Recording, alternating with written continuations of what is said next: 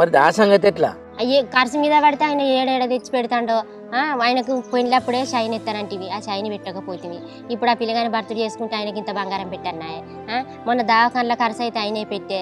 ఇట్లనే అయితే ఎట్లనయ్యా, ఆయనకి ఇయ్యద్దా పైసలు? ఇగో ఈ ఆయన అప్పులు తెచ్చే బదులు సప్పుడేక ఆయనకు 10 గుంటలంతా తీసుకోమందాం ఆయననే. అరే ఇద్దామే, పొలగాలను అడిగింది ఎట్లిస్తే బిడ్డకి ఇచ్చుకున్నారు అనుకోరా? వినయ్ నుండి మౌనికని పిలిచి విచారణ చేయాలి. మరి అప్పులైన బిడ్డ 20 గుంటలంత అమ్ముదాం, కొంత బావకి ఇచ్చేది ఉన్నది. ఇప్పుడు మీ అల్లుంది బర్త్డే చేసేది ఉన్నది, మనం ఇంత బంగారం పెట్టేది ఉన్నది బిడ్డ. మరి మనమే ఉంచుకొని అవన్నీ కడతావా, లేకుంటే 20 గుంటలంతా అమ్ముదామా? లేదు అది ఇది కాదు అనుకుంటే బావకి ఇద్దాం అనేది వాళ్ళని అడిగినాక తెలుసుకుందాం నిర్ణయం. అన్నయ్య ఈసారి ఇద్దాం. ఇగో మౌనిక నుండి వినయ్ గారిని అడుగుదాం. అడిగి మరి వాడు కట్టుకుంటానంటునో ఏం లే.